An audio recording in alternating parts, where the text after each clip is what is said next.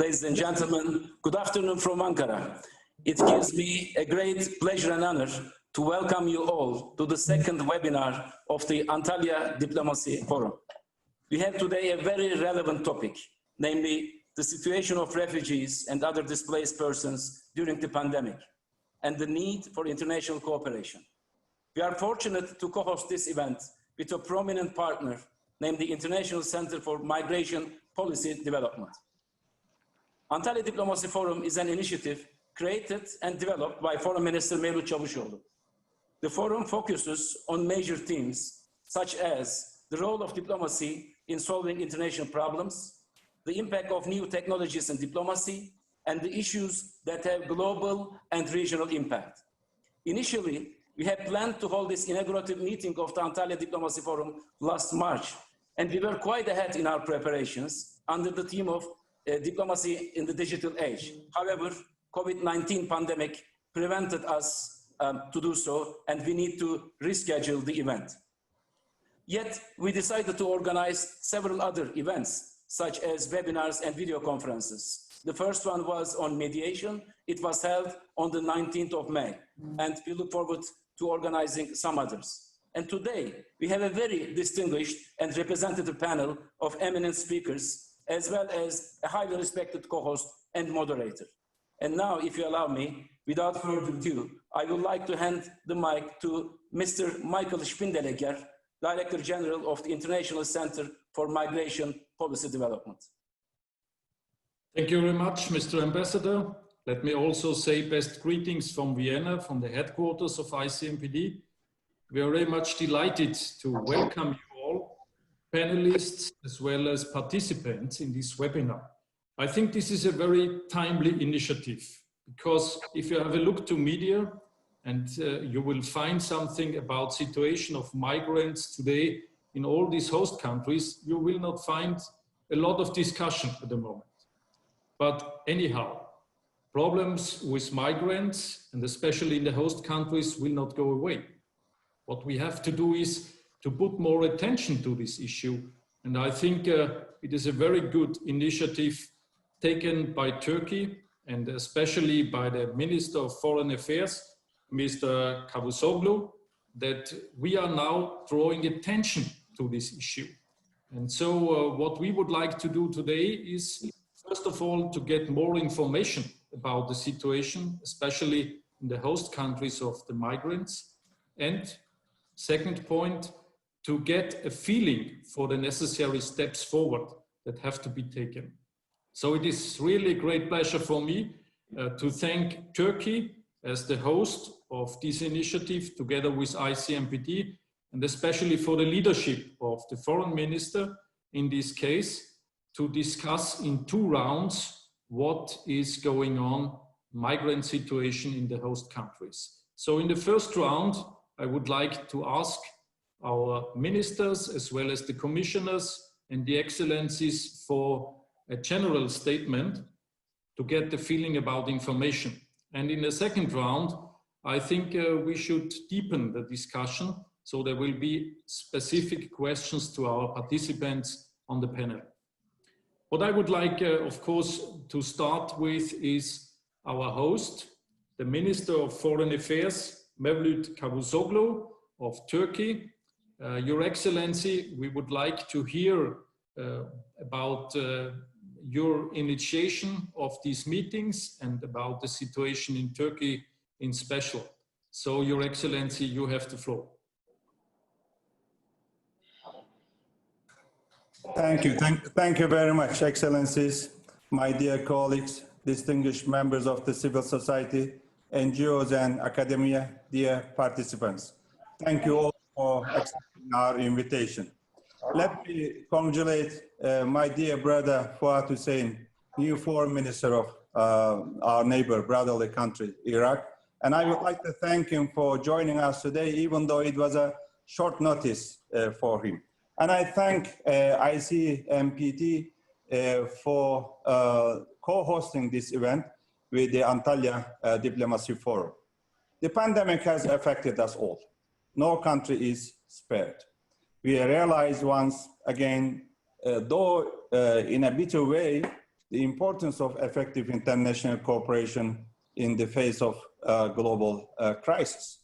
Given the severity and the global nature of the pandemic, Turkey took early action in expanding help to others.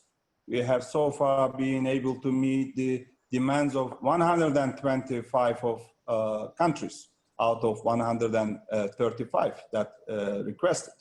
And we will continue our aid effort.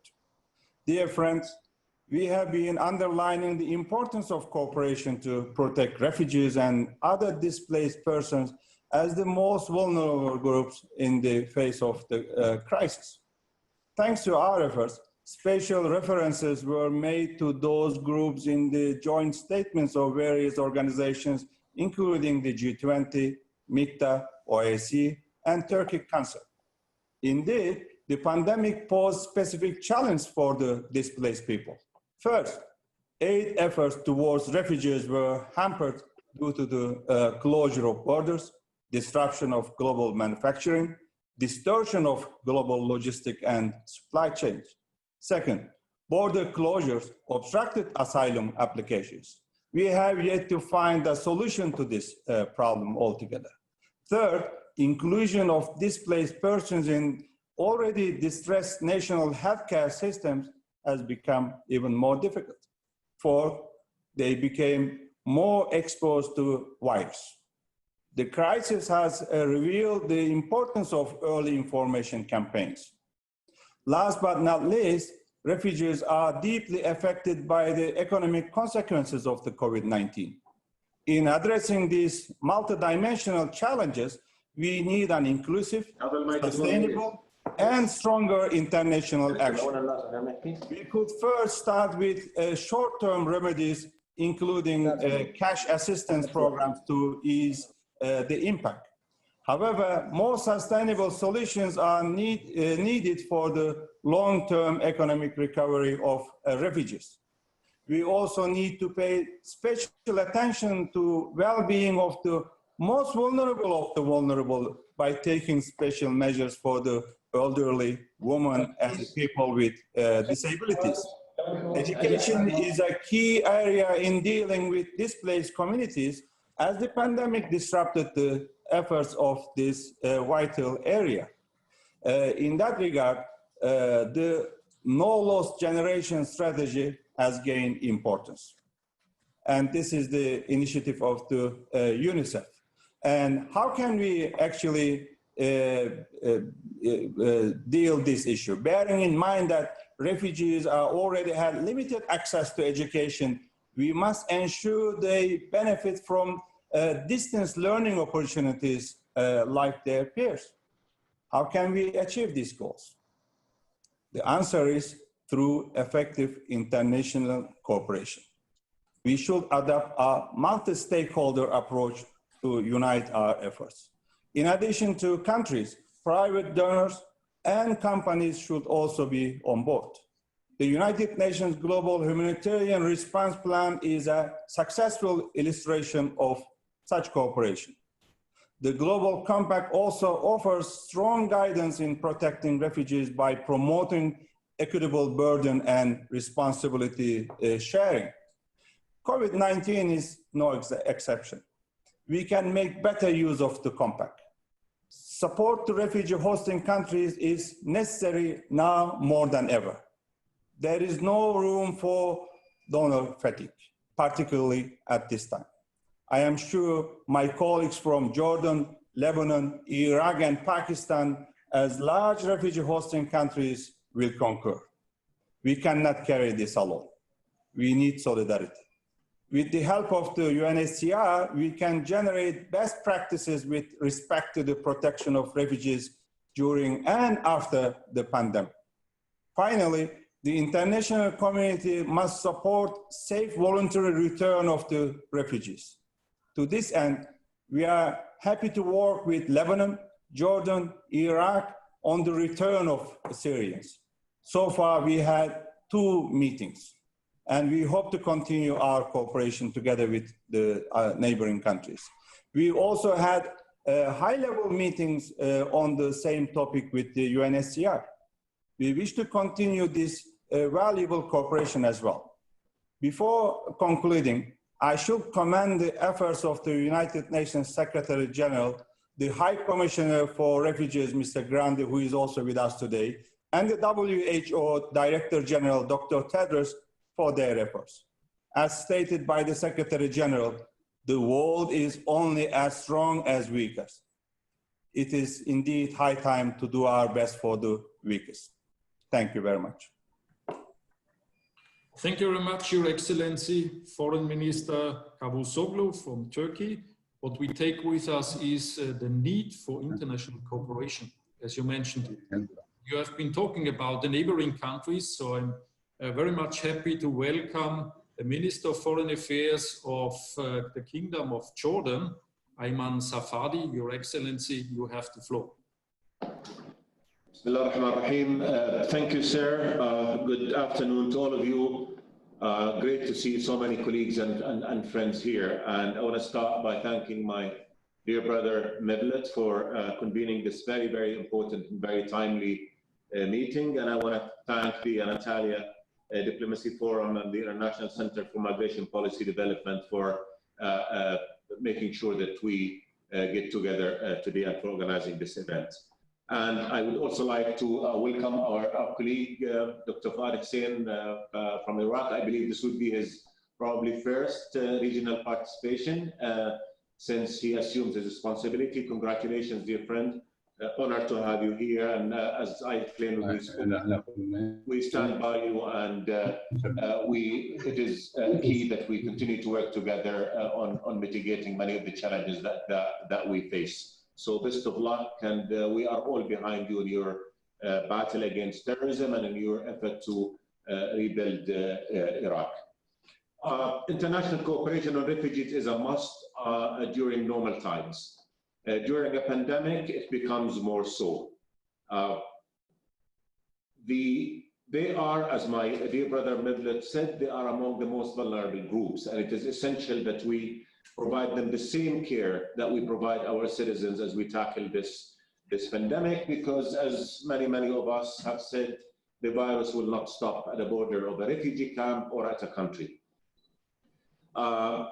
It is a big challenge, and I think going forward, the challenge is even going to be more, as a lot of countries will be focusing on addressing the economic impact of Corona, which is enormous on all of us. So the threat of less funding coming to support UN organizations, less funding for refugees and for host countries is there. And what we need to keep in mind that host countries too, probably more than others, are under tremendous economic pressures as a result of the crisis. Therefore, we really must cooperate to make sure that refugees get the care that they deserve in facing the pandemic and in addressing the social economic consequences of it as well. In Jordan, I have to say that we're the largest per capita host of refugee, and during the pandemic, we worked very closely with our UN partners to make sure that refugees get the same level of care and protection that our people do, and they did. And I'm happy to report that there have been no Corona cases on any of the Syrian refugee camps that we have in the country. Going forward is going to be a challenge. We cannot do it alone.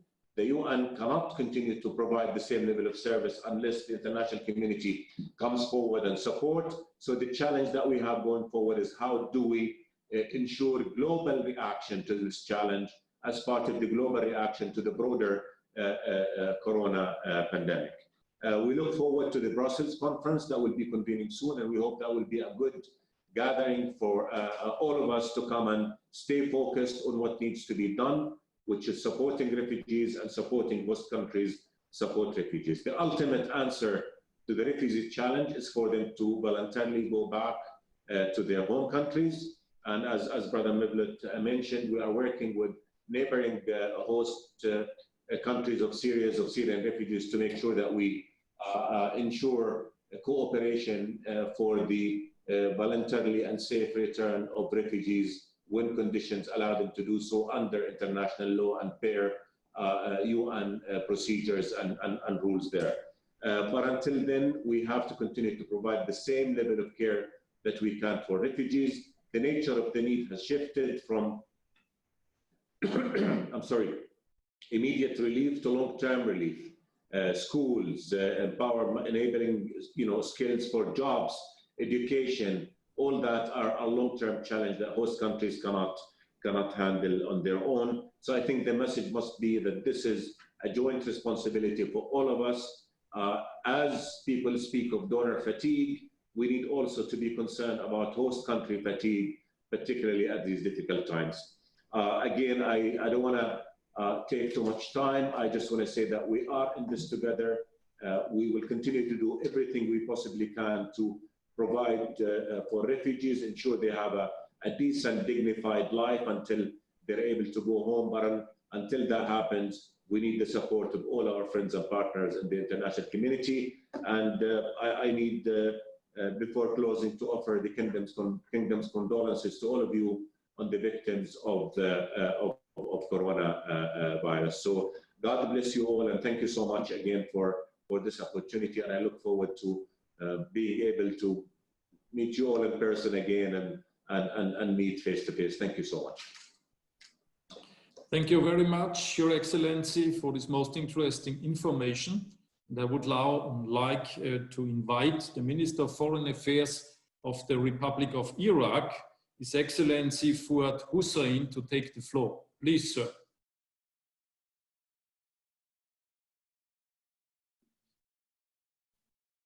You have to press the button so that we can hear you.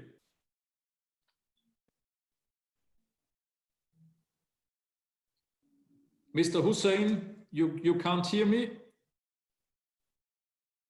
You have to press the button for the microphone so that we can hear you. It's not working. So could you please press the button or ask your assistants to do it for you?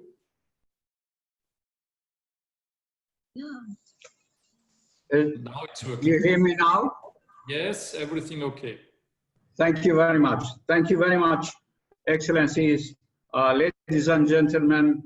Thank you, my brother Mavlud Chawjolu, for your kind words, and thanks to Minister Safadi for his also kind words. First, I would like to express my sincere appreciation to the government of Turkey for organizing this webinar on the situation of refugees and displaced persons during the pandemic, the need for international cooperation, and for inviting me to participate in this webinar. My appreciation also goes to the organizers for providing the participants with the necessary documents which serve as a good basis for our discussions.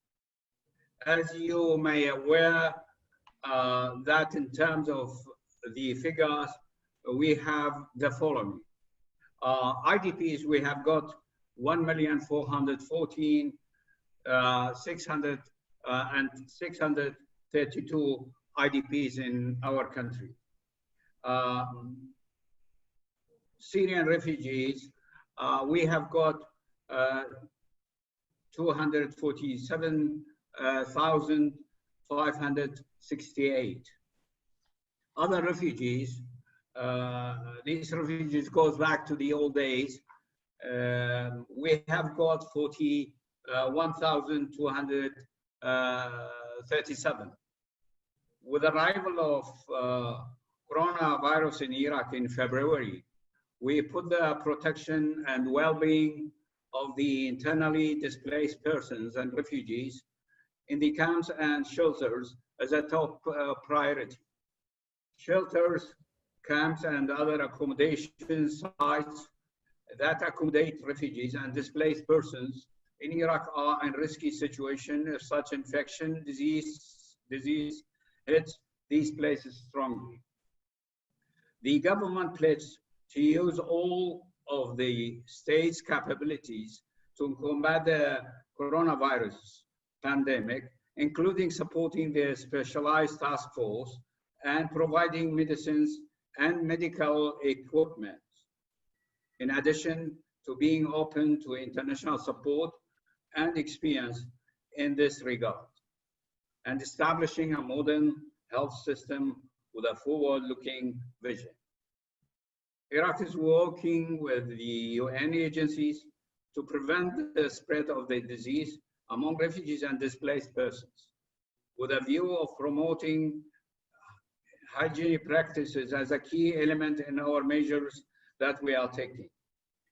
The challenges that Iraq is facing necessitates maintaining the mandate to UN agencies at the same flexibility it currently enjoys, with sufficient funding to enable them to meet their commitments and provide advice and assistance to the government and the people of Iraq, particularly in dealing with such risky and infectious diseases and social and economic issues that affecting the lives of the vulnerable populations in the camps and shelters. Priorities of action and strategy objectives should address the roots of the vulnerable to such disease through measures that foster protection and prevention. Iraq is of the view that solidarity among affected nations and the unity of the international community are crucial, as the virus is a global health crisis. Thus, the response must be global also through effective international cooperation. Investment in the reduction of the global health risks should not be seen as an opportunity for shared profit. We have to work together with a spirit of partnership and shared goals. We thank all UN agencies and donors that working closely with the Iraqi central government and the Kurdistan regional government to support the improvement of the health facilities and staff capacities to ensure the affected persons by the virus will receive adequate treatment in a timely manner in camps and shelters. Finally, we have to voice it out that host countries need coordinated efforts and sustainable funding to face the challenges that are associated with the virus, and in the Iraqi case, the steering fall of the oil prices. Thank you very much. Thank you so much, Your Excellency, for your information concerning Iraq. And I would now like to turn to our next country. This is Lebanon. And I am very much happy to welcome the Minister of Foreign Affairs and Immigrants of the Lebanese Republic, His Excellency Nassif Hitti. You have the floor. Thank you. First, I'd like to extend my thanks to my good friend, the Minister of Foreign Affairs of Turkey, and to see old friends and meet new friends. This is a very important occasion for us.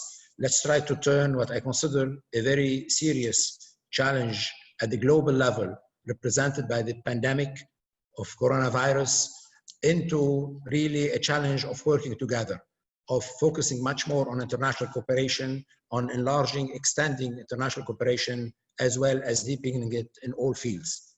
We need to respond globally and collectively and in strong coordination among ourselves against this matter. Lebanon has been facing a worrying situation, economic situation before the pandemic, and with the pandemic, it tended to become much more dangerous. But thank God we were able to a certain extent to face up successfully with countering and containing the negative repercussions of such spread of this pandemic. And in general, we are, as you know, hosting over 1 million, almost 1.5 million of Syrian displaced, plus we have Palestinian refugees, and this is also a very important responsibility for us, but also for the international community to help us in this respect. We are the densest, probably, country, as much as I know, for displaced people and refugees in the world. That's a burden that we carry, but we might break down under that burden, and we need always to reach out to friendly countries, international and regional organizations to work together. The international community has been working greatly with us, represented by different UN agencies and organizations.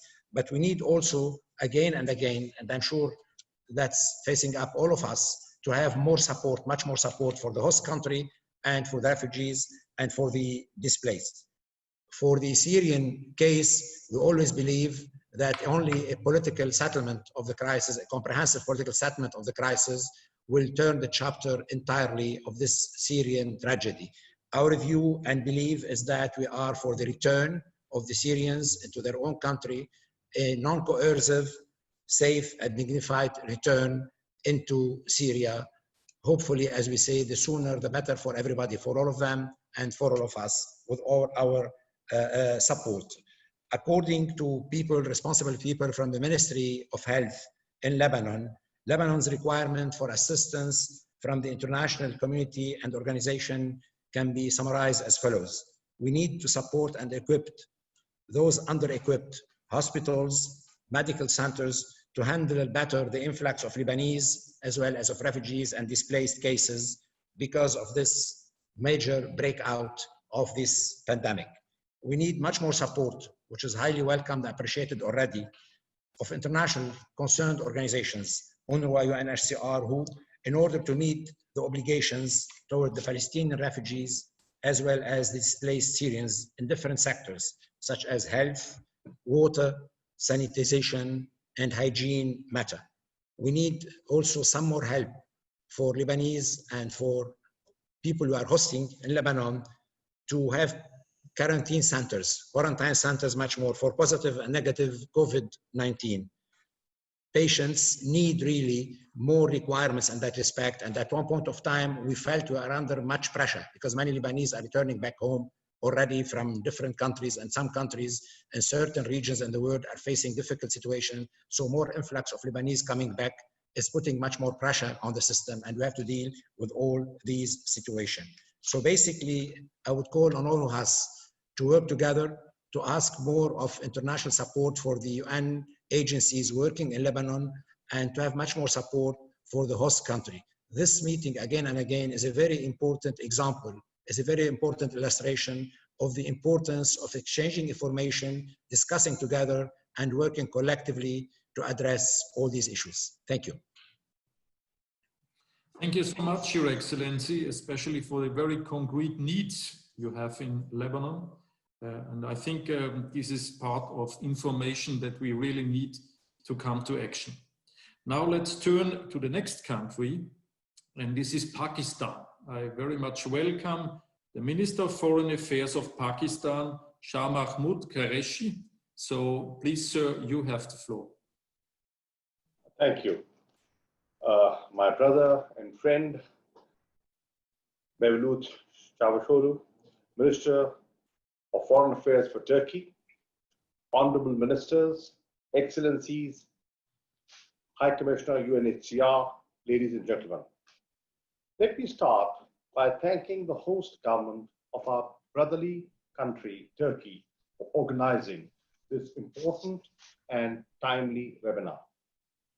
Over the last 4 decades, nearly 3 generations of Afghan refugees sought shelter in Pakistan, fleeing from violence and war in their homeland. At its peak, Pakistan hosted 5 million refugees. Even today, we continue to host 3 million registered and unregistered Afghan refugees, which remains the second largest protracted refugee crisis in the world. For Pakistan, the caring for refugees is shaped by Islamic principles and the humane values of our people, the values of generosity, compassion, and hospitality. Despite constraints, Pakistan has provided protection, offered opportunities for education, health, livelihoods, and vocational training, opening of bank accounts, and social mobility to millions of Afghan refugees. Recently, Pakistan hosted an international Afghan refugee conference in Islamabad, marking 40 years of Afghan refugee presence in Pakistan and seeking to find durable solutions for the protracted Afghan refugee situation.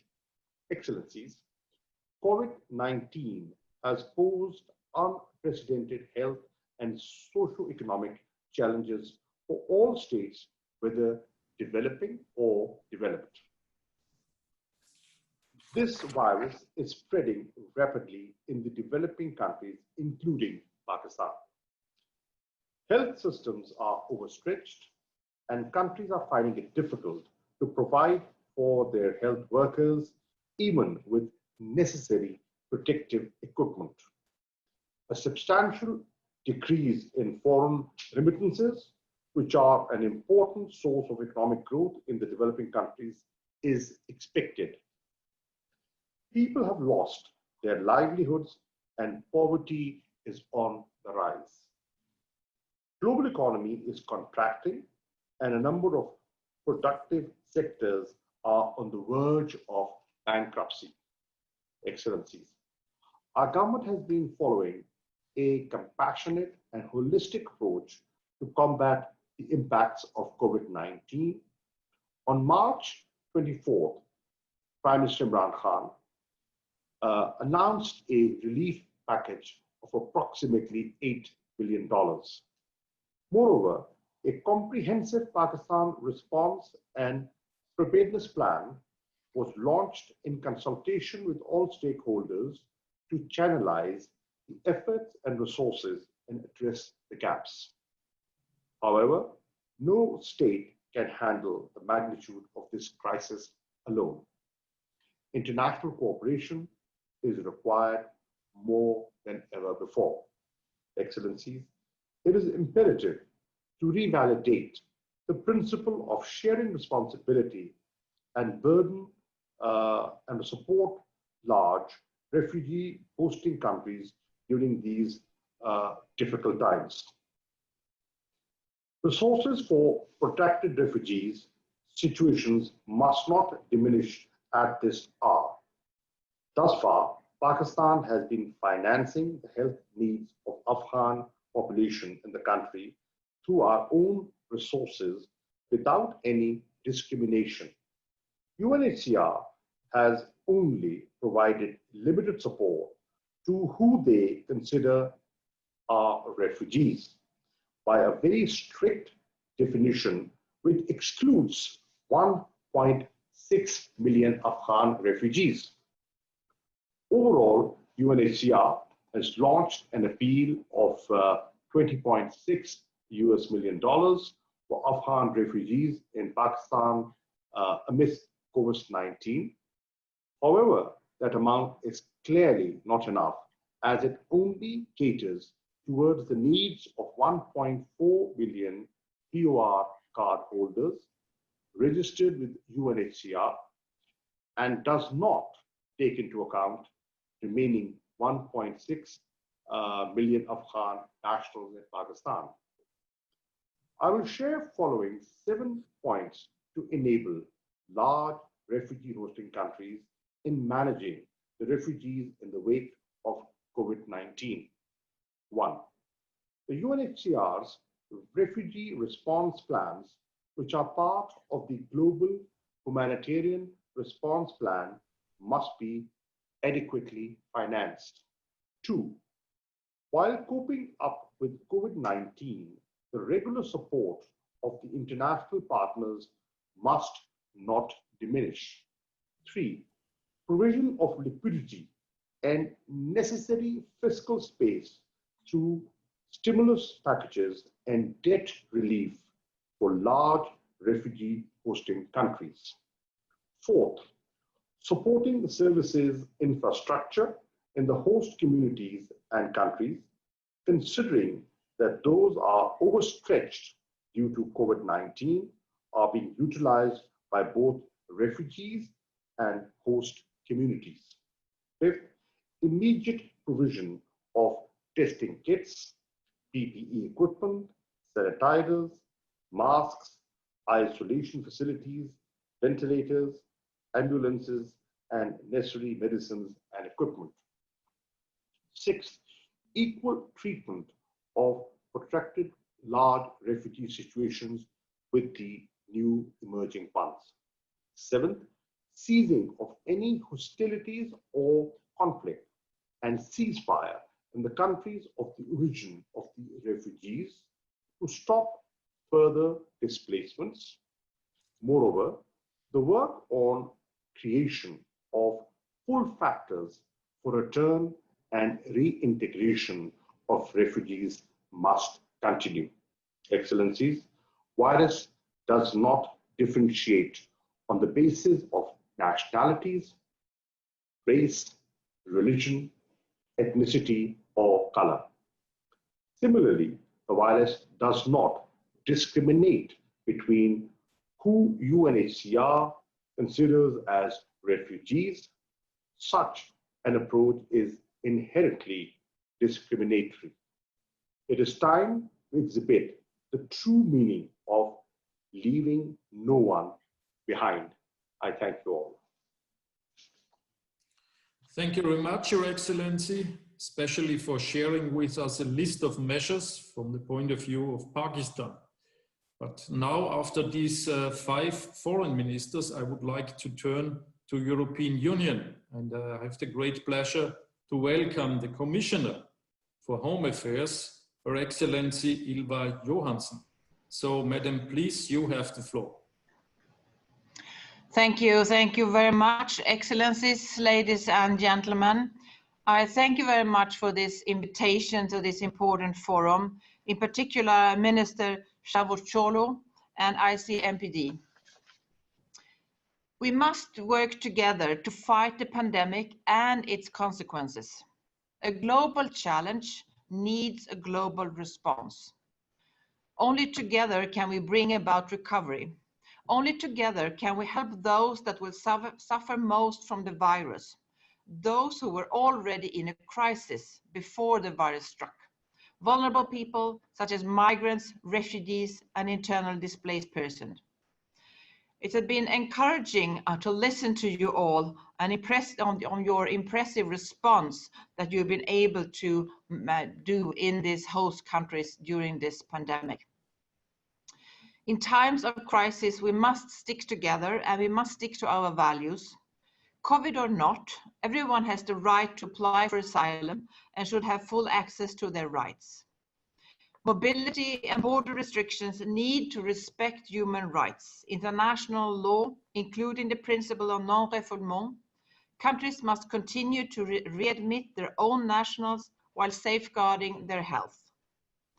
The Commission issued guidelines to EU member states to make sure procedures continue and rights are respected, whether it comes to asylum, returns, or resettlement. Despite the difficulties caused by the virus to our healthcare and economy, we are on track to carry out the relocation of 1,600 unaccompanied minors from the overcrowded camps on the Greek islands to other member states. One thing the corona crisis has done is to show all of us how much migrants contribute to European economy and society. Refugees all over Europe volunteered to fight the virus. Governments are mobilizing migrants and refugees to work on farms and in healthcare. On average, 13% of key workers in the EU are immigrants, born outside their member state. Their sacrifice had opened many people's eyes to the fact that migrants are part of us and not part of them. That migration is something normal of all times and that we can manage. This crisis can only be tackled if we all, as one global community, work together, demonstrate solidarity, and share responsibility. The first Global Refugee Forum in December 2019 demonstrated the value of such approach very clearly. The EU responded immediately to the UN call for a global response. The President of the Commission organized a pledging conference on the 4th of May for developing a vaccine that reached 7.4 billion euro. What worries me in particular is in this global crisis are the living conditions of many refugees who are now suffering a crisis on top of a crisis. That's why we set up a total EU response of 20 billion euro to help people in partner countries already suffering from crisis and conflict. 20 billion euro from the Union and member states together as Team Europe to make sure the virus doesn't make a bad situation even worse. We will support healthcare and provide socio-economic support, not only for refugees and internally displaced persons, but also for host communities. We will use our amended EU budget to support recovery at home and abroad. Out of 118 billion euro proposed for external action, we set aside an additional 16 billion to support partners. At least 10% of the future neighborhood development and international cooperation instrument should be spent on migration.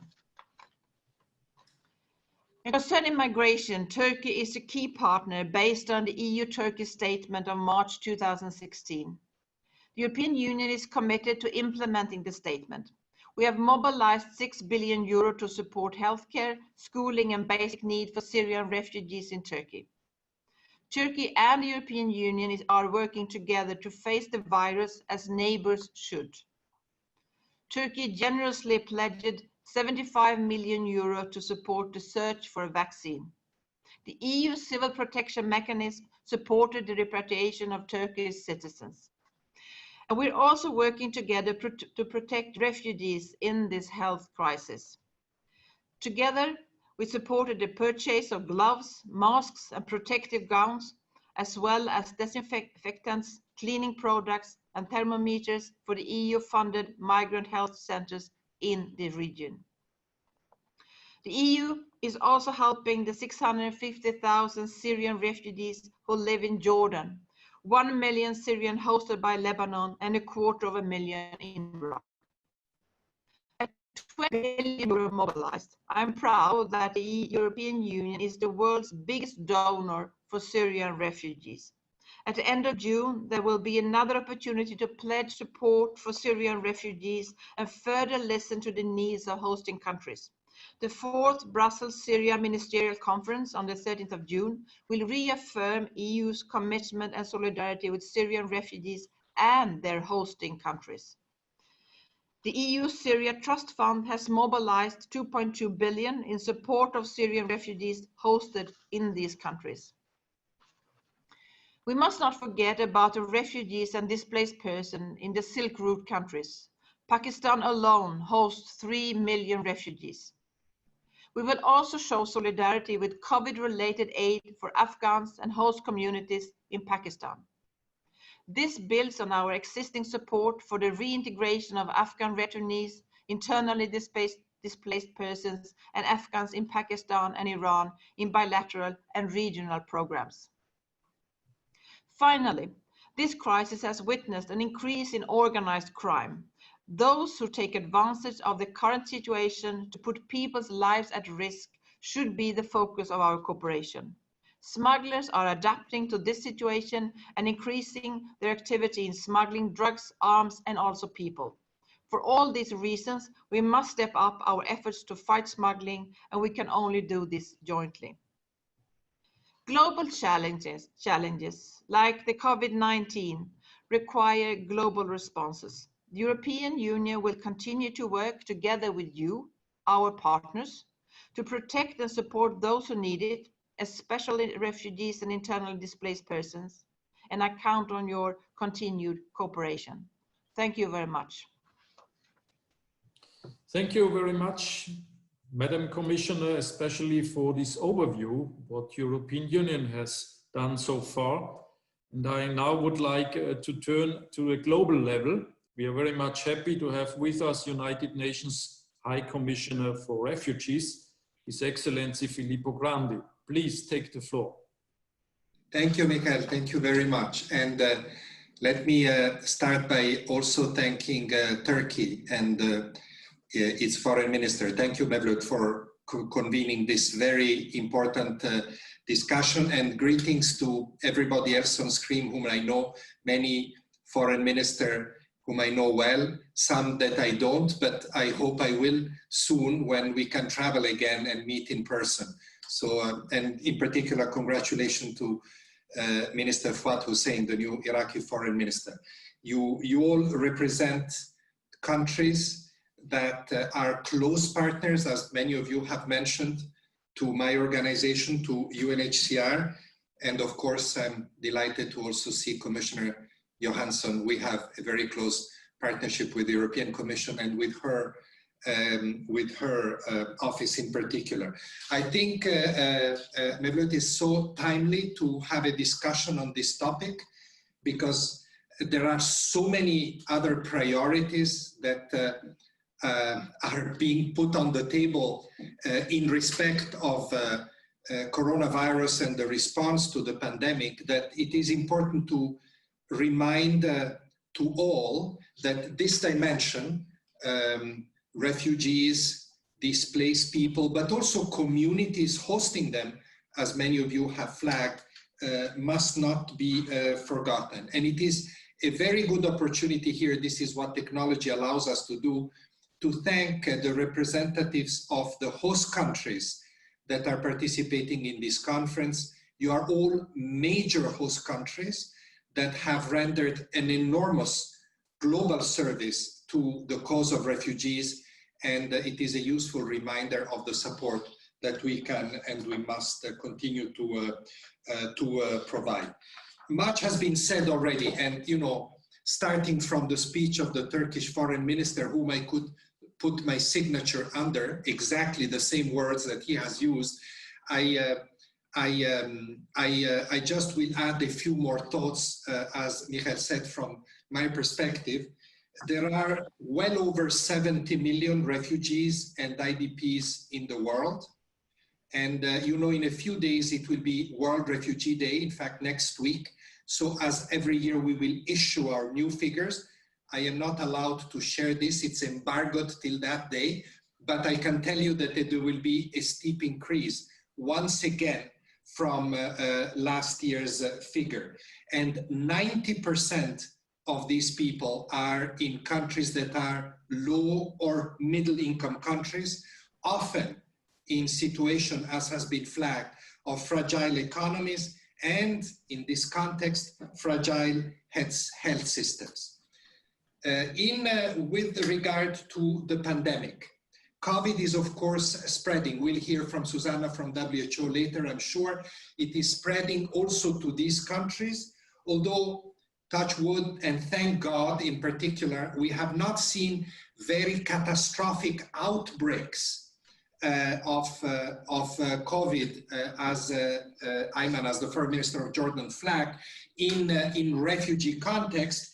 But of course, we must, as WHO reminds us, we must keep our vigilance very high and very strong, both in camp situations, but, and this is the more frequent situation in your countries, where refugees live in the community, not in camp, but in the community with the local population.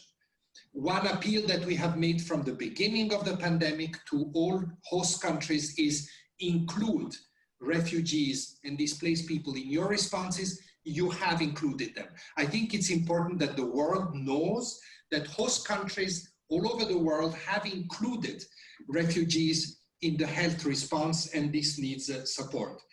UNHCR and its partners do what they can with the resources that we have to help you with the response. As was flagged, we participated in the successive UN appeals, the global humanitarian response plans. The share that we had, about $250 million in the first plan, was fully funded. We have now a much bigger share in the second appeal, and our share is almost 750 million. So I want to take this opportunity and thank you, thanks to the Foreign Minister of Pakistan for having flagged that it is important to fund these humanitarian appeals for UNHCR and for others, because it is through these resources that we're able to help host countries in the key domains that all of you have flagged: health, water and sanitation, shelter, conveying information to refugees about health issues through call centers, in other ways in collaboration with the governments. And, donors have responded very well so far. I want to thank Ylva Johansson and the EU. For example, the EU gave us 10 million euros for the response in Pakistan, but also for Syrian refugees in the Middle East, and other donors did the same.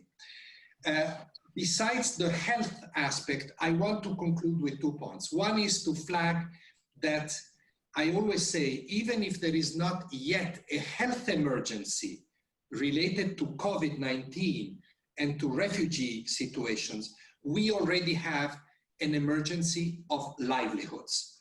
Refugees, as many of you have flagged, displaced people very often draw their livelihoods from daily wages, from very fragile employment in the informal economy. And the informal economy has been hit hardest by lockdown for obvious reasons, both local populations and refugees. So we already see among Syrians, among Afghans, among displaced Iraqis, a rise in poverty due to the lockdown. And this is where it gets very difficult. I could give you many statistics of this.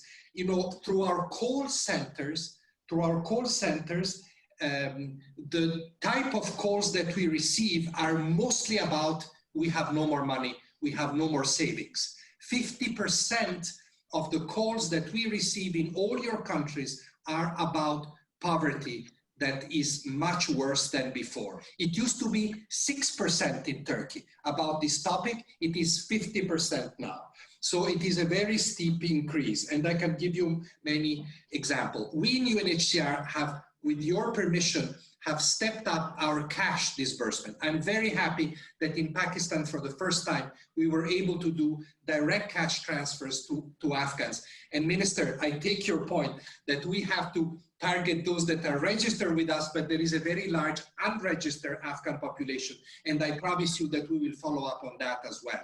And the same applies in Lebanon, where the situation is very dramatic, as the Minister said, but also in other countries. What I have also done, we have reached out very strongly to actors that can really help you with the inclusion of refugees and displaced in your own safety net that you're putting in place for your population. This is much more difficult than including refugees in health, I realize, politically and otherwise. So I've reached out to the World Bank, I've reached out even to the International Monetary Fund to flag that for countries like yours, the burden represented for refugees must be taken into account whilst they design rescue packages and support packages on the economic front and not just on the health front, in the spirit of the Global Compact on Refugees and the Global Refugee Forum, in which you have all participated last year. My last point is to simply echo the call made by many of you. We have some important opportunities coming up. First and foremost, the Brussels, or quote unquote Brussels, the EU-led conference on Syrians that Ylva spoke about. Very important that we continue to remind donors, as Mevlut said, this is not the time for donor fatigue. Even if Syrian refugees, this is what, the 10th, 11th year that we go out and ask, they are still there. And we must help host countries, especially now at the time of pandemic. Please count on me to be a very strong voice, and on the Secretary General to be a very strong voice in this respect. We must also continue to promote the platform that we launched at the Global Refugee Forum in support of Afghan refugees in Pakistan and in Iran, if I may add, and remind that this is a particularly sensitive moment where this platform needs to be supported. And finally, just to say that whilst on the one hand, we are worried about how COVID could cause further population movement. Let's not forget that 30% of the people arriving in Europe from the from the eastern route up to the lockdowns, up to COVID, 30% were Afghans, which is a very strong signal about the increased poverty of Afghans and the impact of the Afghan conflict on this population. So it is important to remember that. At the same time, I completely agree with all of you, both in terms of Syrians and Afghans, we need to continue to remain focused on the solution. And the best solution is voluntary, safe, dignified return to their countries. Therefore, much as we help host countries, we need to invest politically and in humanitarian and development terms inside Syria and inside Afghanistan to create the conditions for return. Thank you very much. Thank you very much, Filippo, for your comments and especially for your ongoing engagement. This is really welcome. Let me now turn to our next panelist, and this is the former Minister of Foreign Affairs of Austria, Her Excellency Karin Kneißl. Madam, you have the floor. Thank you very much, Director General Mr. Spindelegger. Good morning also to all of you from Austria. My sincere thanks go also to the Turkish government and the Antalya Forum for Diplomacy, in particular to Minister Cavusoglu. Dear Mevlüt, thank you very much for having invited me to this distinguished panel. I would like to highlight some issues that were already forwarded by all the speakers so far. Let me first of all draw the attention to what Minister Cavusoglu mentioned when it comes to distant learning in refugee camps. Having spoken to children, youth in several refugee camps, be it in Lebanon, be it in Syria over the last 10, 20 years, I remember most of these young people, when you ask them, what do you want to do professionally one day? It was medical doctor, pilot, and teacher. These were the three professions many of them had in mind. I would say there never can be too many teachers or too many doctors. There is no such thing as an inflation of the medical profession. And we will need medical workers. We will need health workers and doctors. And why not focus on distant learning with this perspective of working for the people, whether it's already in the host country or whether one day it will be in the country of origin. So distant learning is something that gives a perspective, and with regard to becoming a teacher who likes children, who likes young people, or being a doctor who's really interested in healing, in curing. For that, you need, of course, two basic things, and we have all realized that the importance of it. It is Wi-Fi, a well-functioning Wi-Fi, and it's a reliable provision of electricity. Having lived in the Middle East for some time and in Southeastern Europe, I know about the daily disruption of electricity supply.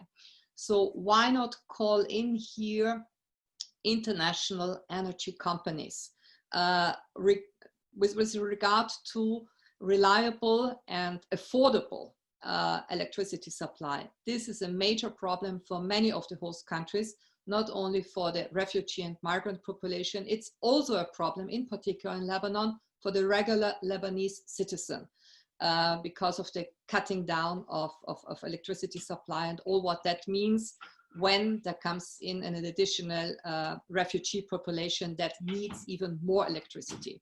So regular electricity supply and a well-functioning, a very efficient Wi-Fi, these are main things, I would say, for this very important project of making it happen in a larger volume, distant learning for the young, and not only for the young, but also for the adult population to create for themselves a perspective, an anchor, and not being isolated, not being in an idle situation of not having anything to do.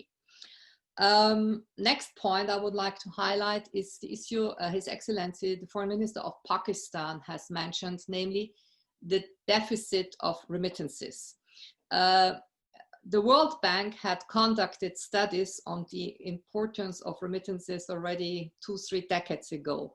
We all know that remittances, in terms of moving people out from extreme poverty to some sort of modest income, play a very important role. The remittances expats send home, in particular also from the Middle East, from the petrodollar income, so to say, are missing these days. And there are many, many reasons to that. One is the low oil price, and the stop in oil construction and service sector in some of these commodity-rich countries. So here, something has to be found instead, how to provide the expats who are on the move, who send home an important part of their salary in order to have their extended family move on, continue, get out of extreme poverty. How that can be achieved, I have no idea, but the fact that the remittances are missing and that the absence of remittances will lead to most probably even more migration, as His Excellency the High Commissioner Filippo Grandi has stated, I think is something to bear in mind. The World Bank warnings when it comes to the contraction of the world economy up to 10% maybe for this year gives us a pre-taste of what still might come in terms of more poverty, unfortunately. The United Nations Secretary General Antonio Guterres called for a global ceasefire at the beginning of the pandemic. So far, this has not been heeded. It has not been heeded in Yemen. It has not been heeded in the Middle East. And one can only hope that this common fate we are in will somehow make people think about the rationale to heed the calls for a ceasefire. The next pandemic, in my eyes, is simply just around the corner. The World Economic Forum had in its 10 global threats to global security over the last years always the threat of a pandemic. Nobody thought of a coronavirus, but what has been repeatedly mentioned, and this is still a risk that we face, is bacteria which are resistant to antibiotics. This medical threat, I believe, could even be much worse than the medical threat that we have right now. So antibiotic resistant bacteria, which could provoke sepsis, terrible diseases, amputation from a tiny accident that you have from a tiny operation. These are still with us. And here I think investment in healthcare and not austerity programs in closing down hospitals, as we had seen over the last years. Whenever austerity programs were introduced, be it by the International Monetary Fund, be it by the World Bank, be it by EU institutions, when we look into countries like Spain and Italy, why did we have the health crisis in Spain in particular? It was also due to the absence of a health system that had been to a certain extent well, downsized because of austerity measures. So keeping an efficient health system and the ideal of studying medical services, I think this is something that should be continued also for young people who are in the desperate situation of living in a camp for displaced or refugees.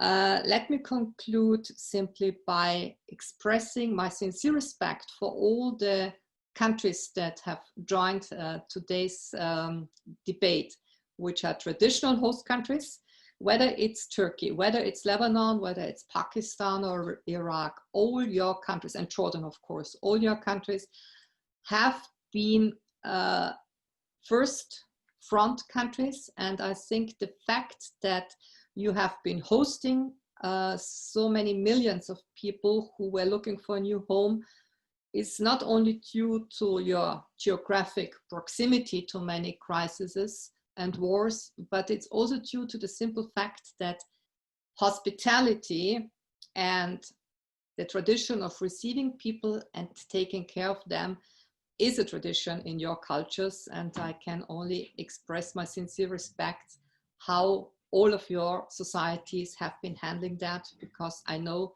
this is not, this is a daily fight also with the majority population of citizens who, well, who have their problems then with the migrant population. So many thanks to the Icmpd and to the Turkish Ministry for Foreign Affairs for having invited me. And I do hope that some of the ideas I've just spelled out might be of some concrete use. Thank you very much. Thank you very much, Madam Kneissl, for your statement. And I now would like to turn to our last panelist, and this is the Deputy Director General of the World Health Organization, Her Excellency Susanna Jakob. You have the floor, Madam. Honorable Ministers, Excellencies, ladies and gentlemen. First of all, I would like to thank the government of Turkey and all the organizers for organizing this event and also for inviting WHO.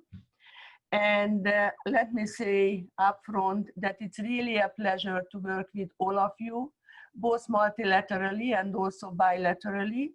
And it's a big pleasure also to see our international partners online, the UN High Commissioner for Refugees and the EU Commissioner for EU Home Affairs. As of this morning, ladies and gentlemen, WHO has recorded more than 6.7 million cases of COVID-19 around the world and almost 400,000 deaths.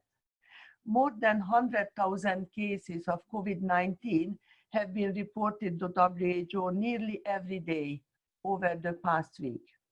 The Americas continue to account for most of the cases. There is an increasing number of cases in the Eastern Mediterranean, Southeast Asia and Africa, while the number of cases in Europe continues to decline. However, no one is safe until the whole world is safe. Evidence shows that refugees and migrants have a low risk of transmitting communicable diseases to the host populations in general. However, they are potentially at increased risk of COVID-19 because of living conditions in overcrowded settings without access to basic services such as healthcare, water, and sanitation. Refugee camps are of particular concern. Social distancing, proper hand hygiene, and self-quarantine are extremely difficult to implement. Refugees and migrants are particularly vulnerable to the impact of COVID-19 in the wider community.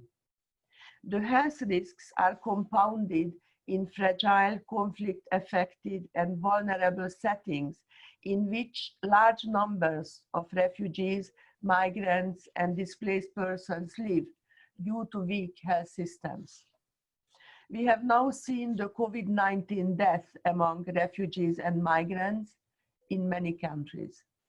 The extent of the COVID-19 among refugees and migrants, especially in vulnerable settings, may be understated due to the lack of data and widespread testing in many countries hosting them. Stigmatization and discrimination of migrants seen to be virus carriers lead to targeted attacks and heightened tensions with host communities. This negatively influences healthcare-seeking behaviors and further isolate, exclude, and discourage or reduce migrants' access to health services due to fear. There are also some reports of attack on healthcare workers. Countries must take a comprehensive approach, find, isolate, test, and care for every case, and trace and quarantine every contact by maintaining essential health services, including for refugees and migrants. Strong health systems that are accessible and affordable to all is the way forward. Universal health coverage and an inclusive approach to migrants' health that leave no one behind should guide our public health efforts. We need to uphold the rights of health, the rights to health, address discrimination and stigmatization. We need to save lives through effective and inclusive prevention, response, and recovery approaches, and move towards universal health coverage with inclusive and equitable access for refugees and migrants. There should be no forced return and detention or refugees refoulement based on fears or suspicion of COVID-19 transmission. In most high-income countries, migrants make up a large share of health workers. The number of foreign-born doctors and nurses in OECD countries grew by 20%. Regardless, health systems today rely on migrant health workers. In particular, migrants are disproportionately employed in pandemic response frontline occupations, meaning migrants are more likely to be on the front line of COVID-19 response than other healthcare workers. Concern over skill levels and over brain drain was raised in the past, but the current COVID-19 situation is proving that many of these barriers can be overcome. A strong international agreement that goes beyond looking at supply between countries must be part of any future vaccine plan. It will be a tall order for the ACT accelerator to provide a clear direction and come up with a stringent metrics and conditionalities to ensure equitable access of vulnerable populations to the new tools. For this to work for refugees and migrants, any such efforts must be threefold. Delivery in difficult settings, including humanitarian situations, targeted and culturally appropriate delivery for refugees and migrants in mainstream health services, and provision of vaccination for hard-to-reach refugees and migrants, such as irregular migrants who would normally be reluctant to access services. Finally, solidarity, cooperation, whole of government and whole of society action, mitigating socioeconomic impacts is of paramount importance, and no one country can manage COVID-19 alone. In this, we need both national unity and international solidarity to defeat this most dangerous virus and to protect also the migrants and the refugees. No one is safe until the whole world is safe. This is a global challenge, as the Commissioner also said, and it needs a global response. And we have to be in this together. Thank you for your attention. Thank you very much, Deputy Director General of the World Health Organization, and thank you to all the panelists for this first round. So what we have learned out of this, I think, was, first of all, it is a need that we have to see that pandemic brings a lot of additional challenges, especially to those countries that are hosting refugees and migrants today. Secondly, all the different countries will do a lot, of course, to contain the pandemic, but it should not be limited to citizens. We also have to offer all these services and measures to the migrants as well as refugees. And third, of course, we have to facilitate access to protection for the globally displaced persons, also in times of severe crisis. So a need for international cooperation is really there, and I think we are now ready to deepen a little bit the discussion and to go to the details that my colleague and co-moderator, Ambassador Karagöz, will ask our panelists. Please, I would like to hand over to you. Thank you so much, Mr. Director General. I sincerely thank honorable guests for their general remarks. It was an excellent summary of the first round. Now we go to the second round, where we hope that we will be able to have more specific views from the panelists about their experiences. And I will immediately turn to Turkey and then Foreign Minister, His Excellency Mr. Mevlut Çavuşoğlu. Mr. Minister, Turkey is the largest refugee hosting nation for many years now. And you have tremendous experience and many good practices for the protection of vulnerable groups.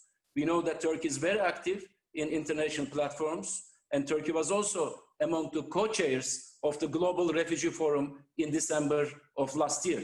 And now, if I may, Mr. Minister, what measures have you taken to protect refugees from COVID-19? And what are the challenges ahead? Well, thank you very much for this question. Obviously, fighting the pandemic is a double battle for major refugee hosting countries. Our colleagues also with us today. And those refugee hosting countries have to protect both their own population and the refugees at the same time. Turkey has completed the first phase of the battle against the coronavirus, and the pandemic is now under control, and we have entered the second phase, which we describe as regulated social life. Our success in the fight against virus and vast experience with refugees in the last 9-10 years help us in easing its impact on the refugee communities. Thanks to our strong healthcare system, we have been able to provide free healthcare to everyone, including refugees. Once we realized that COVID-19 will turn into a pandemic, we immediately introduced additional regulations in temporary accommodation centers or camps, where we host today around 60,000 Syrians, and all residents and personnel were trained to protect themselves and others against this pandemic or infection. And centers are sanitized more frequently. Hygiene and sanitation kits were distributed in large amounts. Restrictions were imposed on entry to the centers. Raising awareness about the pandemic has been, of course, essential. Together with the UNHCR, I'm very grateful to Filippo Grandi. We launched information campaigns that distributed brochures in different languages. And we provided simultaneous translation services to all foreigners, not only refugees, for their phone inquiries with the Minister of Health.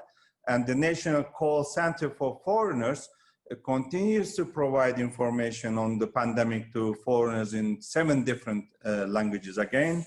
And the special experts were being assigned to follow up the conditions of the refugee with specific vulnerabilities that we discussed in our opening remarks. Of course, education has been and will continue to be our priority. And we have invested a lot in this vital sector. So far, more than 680,000 Syrian children, among over 1 million school-age Syrians, have been enrolled in education programs. And we have increased the enrollment rate from 30% to 63% in last 5 years. And the help of the international community was, of course, instrumental in this success. And we have many ongoing projects with our partners, and some of our key partners are here today with us. We're very grateful. And the flagship project is the conditional cash transfer for education, which is funded by the European Union. And the project has helped 600,000 almost refugee children to attend the school. And we are trying our best to ensure uninterrupted education. We shouldn't lose the next generations. For this, we need, of course, strong support from the international community. And another main challenge is to help those who lost their jobs and income. And to address this, Refugees are also entitled to benefit from the economic assistance packages just as Turkish citizens here in Turkey. These includes, among the others, short-term employment assistance, right to unpaid leave, and cash assistance for unemployed refugees in Turkey. And we have an ongoing successful joint project with the UNHCR to support households in need with cash assistance.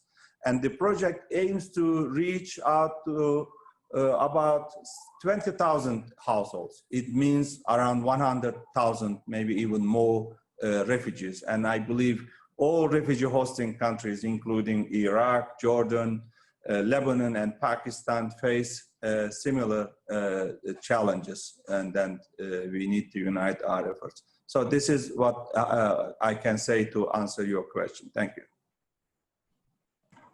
Thank you. Thank you very much, Mr. Minister, for your in-depth answer.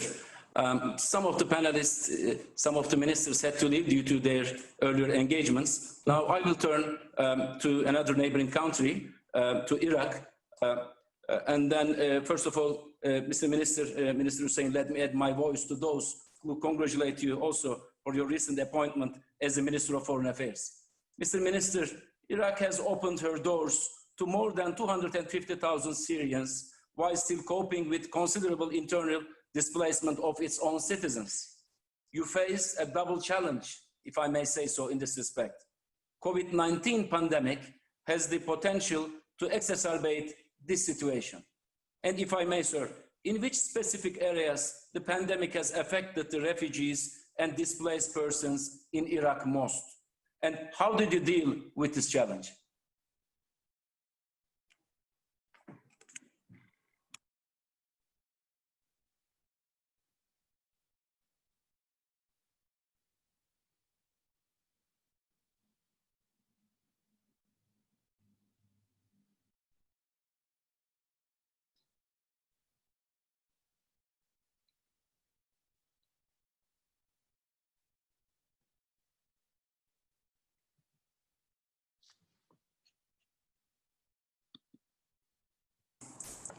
Mr. Minister, could you kindly push the button because we cannot hear you?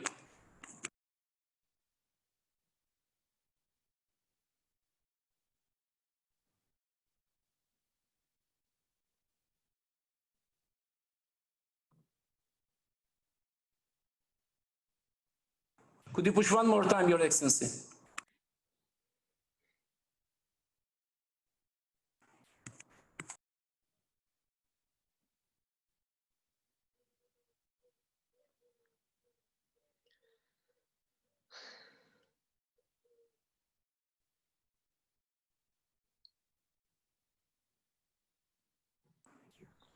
I'm sorry, Mr. Minister.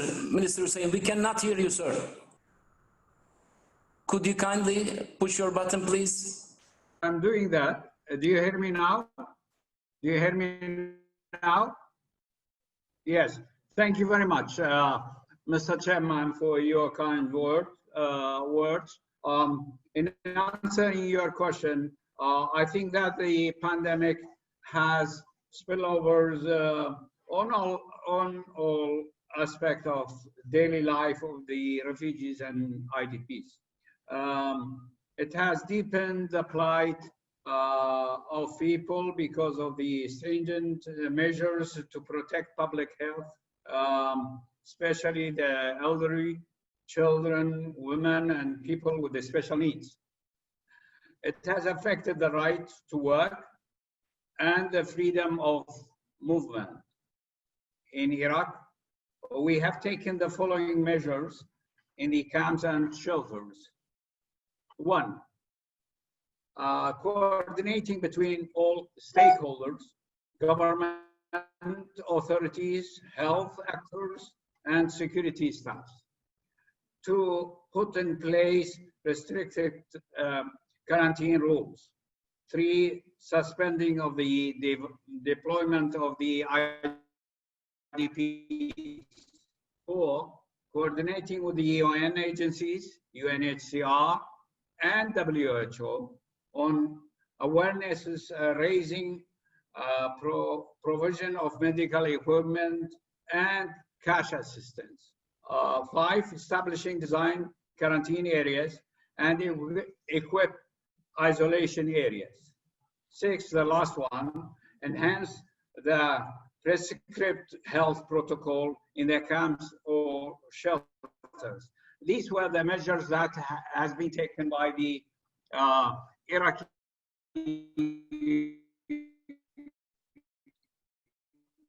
government in cooperation with the international CR and WHO. Thank you very much. Thank you so much, Mr. Minister, for your remarks. And immediately, I jump to another neighbor in the region, Lebanon, namely. Lebanon is the country with the highest number of refugees per capita in the world. Mr. Minister, you host over 500,000 Palestinian refugees and around 1.5 million Syrians. Despite several challenges, Lebanon has demonstrated strong resilience and has met the needs of these people in several fields. And now, Mr. Minister, if I may, how Lebanon has been responding to cope with the spread of the pandemic on its own population, as well as on refugees? And what are the specific areas you need support from the international community? Thank you, Mr. Chairman, for mentioning what we have been going through and how we are really under heavy pressure. We consider that with the coordination, narrow coordination among different concerned ministries and with the UN agencies and all supporters, international and regional supporters, we were able to move forward with some success, as it's indicated by, thank God, the low level of those who have tested positive, whether within the Lebanese citizens or among the refugees. But having said so, on May 7th, the UN in Beirut plus the humanitarian partners launched what was extremely important and was very important to accompany us. That's the Lebanese emergency appeal, which make an appeal to collect $350 million to address critical areas of humanitarian assistance and humanitarian intervention. This is extremely important in order to successfully contain the effect of the spread of the COVID-19 and its immediate socioeconomic impact. And I underline the socioeconomic impact already in a very vulnerable, economically vulnerable country. The principle to which we are highly committed, entirely committed, and firmly committed, launched and adopted is a single health response for all those residing in Lebanon, without distinction based on gender, nationality, status, or anything of the sort, and under the leadership and the responsibility of the government of Lebanon. There are certain areas which we highly need to have some more support into them. To support, first and foremost, the preparedness and response capacity, to strengthen the response capacity of the Lebanese health system to cope with the COVID-19 emergency, to strengthen the engagement of and communication with the communities, supporting good hygiene practices and ensuring COVID-19 specific support services. This is, if I may underline it from our experience being on the terrain, as we say, is extremely important, is of high importance. Third, to ensure uninterrupted delivery of critical assistance and services to the refugees and host communities, as foreseen in the Lebanese crisis response plan. And last but not least, of course, to expanding the support to vulnerable groups, not included in the LCRP. The percentage of those living under poverty line in Lebanon is increasing because of the worsening economic situation for months now. And those who are in need of humanitarian assistance due, as I mentioned, to the very dangerous, very really risk carried by the socioeconomic impact of the COVID-19 outbreak and the previous financial crisis. All in all, these are some important areas which are complementary and interrelated, in which we need much more support from the international community and much more coordination from the UN and other specialized agencies. Thank you. Thank you so much, Mr. Minister, for elaborating this issue and its impact on Lebanon. Now, from the region, I will turn to Brussels and immediately turn to Madam Commissioner. The EU has been generously supporting the refugee hosting countries, including those that have been affected by the Syrian crisis. The EU will be hosting the 4th Brussels conference on Syria in the end of this month. It is important to address the vulnerabilities in refugee hosting countries where COVID-19 pandemic may trigger new refugee crises and secondary movements. The EU's role will be critical. The fact that there is not a coherent view within the EU with respect to migration, and we know this, and refugee issues makes this period more difficult for you. And now, Madam Commissioner, what is the role of the EU should play to help refugee hosting countries during COVID-19 and afterwards? And do you think that the effects of the COVID-19 pandemic will make the EU countries' views on migration more divergent?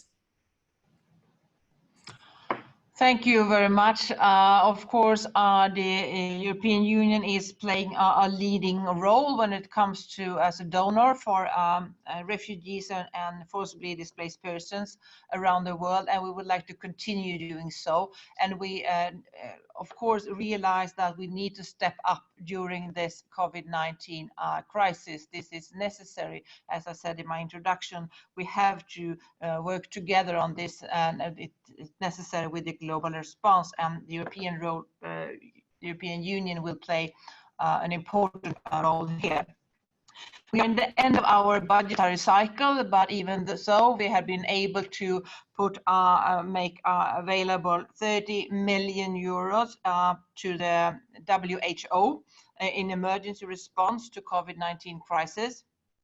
And I think that it's really important that refugees and IDPs should have the significant support, but also the host communities. And I think it was very important for many of here that many of you raised the importance of education, because this is really an area where I do think it's important to investigate also for the future. We should, of course, there are immediate needs, but it's also important to look into how we strengthen our societies and individuals for the future.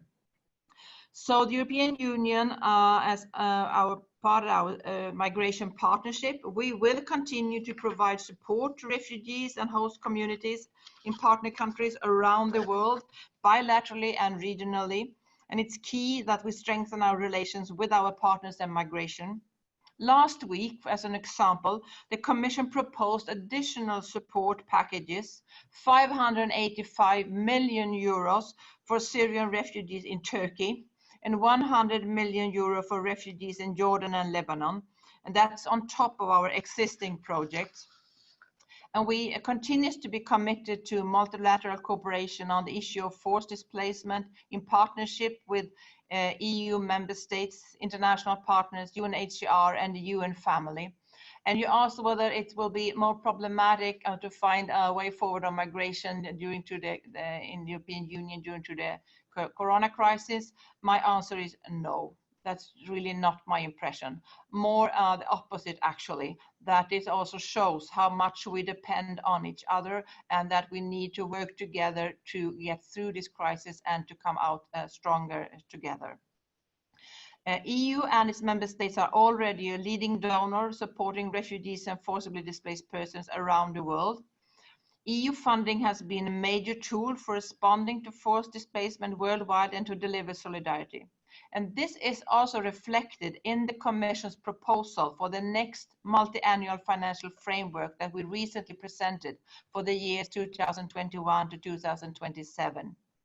The Commission has proposed to almost triple funding devoted to migration and border management and to set a minimum target of 10% for the Neighbourhood Development and International Cooperation Instrument to be spent on migration. And we continue to count on a solid cooperation with a very good cooperation as we already have with UNHCR to achieve common objectives. Thank you. Thank you so much, Madam Commissioner. Now we move to another key partner on this issue, namely UNHCR. Mr. High Commissioner, UNHCR is the principal organization to help refugees and displaced persons. UNHCR adapted to the new reality very quickly and has been doing a great job, actually. You have appealed first $255 million under UN's Global Humanitarian Response Plan, and then raised it to $745 million to meet the existing requirements. UNHCR's annual budget for 2020 will also be increased. And now, if I may, sir, what should be done to protect displaced from the pandemic in the short and the long run, considering the expected long-lasting impact of the disease? Can we make better use of the global compact on refugees to cope with the similar crisis in the future? Thank you, Director General. And I have 6 very quick points. It will take just 2 minutes. One, I think it is very important that we continue to highlight what you as host countries have been doing, including refugees in the response to COVID. I said it earlier, I want to say it again. But I think it is equally important that we highlight internationally that this is not cost-free, that this has a high cost as you are also incurring other costs to protect your own population. I think this additional cost is something that we need to articulate even better than we have, especially with the large financial institutions, bilateral donors, and so forth. Second, I spoke earlier and others spoke about the need to support the humanitarian appeal. You referred to the first one. This was part of the 2 billion appeal that the UN put out, the Global Humanitarian Response Plan. It has now gone up to 6.7 billion, of which UNHCR has about 750 million. This is challenging because donors at this moment are all focusing on their own domestic response. Many of these donors have been hit by the pandemic in their own countries. So this is the difference with other situations we faced in the past. But we must insist that these appeals must be funded, not only this global fund, but the Solidarity Fund, which is managed by WHO, which is largely funded by the private sector, the Multi-Partner Trust Fund managed by the UN, UNDP and others, which is supposed to help with the recovery. These are all important tracks that all need attention. Third, you mentioned the Global Compact on refugees.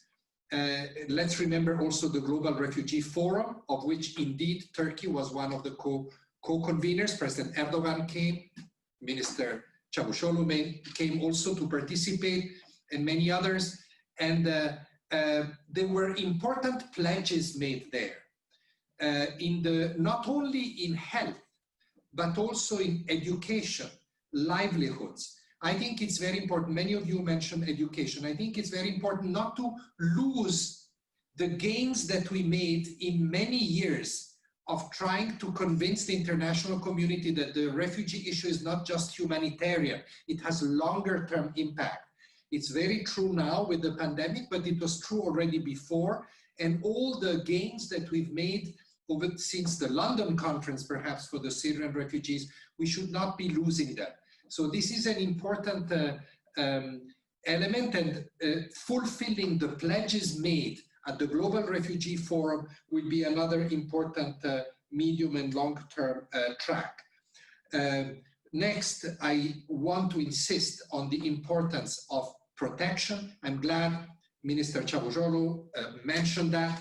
It's not just assistance, it's also protecting refugees, not pushing them back. I want to echo what Susanna said from the WHO angle, and continuing to host them until it's necessary, until they can go back voluntarily, in spite of all the difficulties that the pandemic is posing on all countries. This is extremely important. And finally, I mentioned it earlier, the need to focus on solutions, especially voluntary return. This applies to Afghans in Pakistan. This applies to Syrians in the region. We need to continue to work on that and on conditions in the countries of origin. May I just conclude, Ambassador Karros, may I just conclude with one point? I think that a lot of what has been said by ministers, by the Commissioner of the EU, by WHO in this conference is very, very important, is very valuable, more than you think.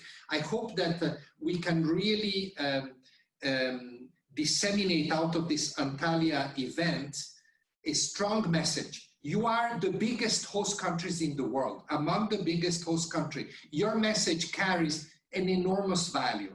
in terms of refugee solutions, of refugee protection worldwide. So I hope that really a message can be distilled and disseminated. I speak here from my perspective. It would be very, very valuable. Thank you very much. Thank you. Thank you so much, Mr. High Commissioner, also for your kind words and reference to Antalya Diplomacy Forum. Now I have two distinguished speakers left in my list. On the other hand, I have also 5 to 6 minutes before I give the floor to Minister Çavuşoğlu for final remarks. Immediately I go to Austria and Madam Kneissl. Madam Minister, solidarity is utmost important as far as the global migration governance is concerned. And this has become more evident with the pandemic. And Austria is host to many migrants and refugees. So if I may, Madam Minister, what should the developed world and the EU do to support refugees and host communities? And how can Austria contribute to these efforts? Thank you very much, Ambassador. Well, I don't want to be just the outside voice. You know, for me, it's now much easier to give a nice advice from the outside, not having any more carrying official functions. But having had some insight and being interested in the topic for evident reasons, I may suggest the following. I've seen over the last decades, budgeting is the essential issue in terms of not only having the overall basic budgeting, but we have seen it in various UN organizations that certain programs are often, they simply miss the predictable budget.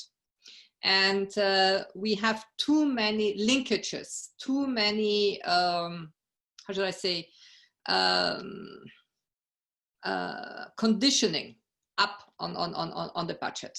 And this holds true for the UN agencies, it holds true for the International Committee of the Red Cross, the Red Crescent, etc. So there has to be much more basic budgeting predictable. Commissioner Johansson said, even so we are at the end of a cycle when it comes to the multi-annual framework of the European Union. The upcoming negotiations, which actually are held, have already been held over the last 2 years. And it will be a major work for the German presidency now to get something done by the end of the year in order to have a predictable EU budget ready by the end of the year.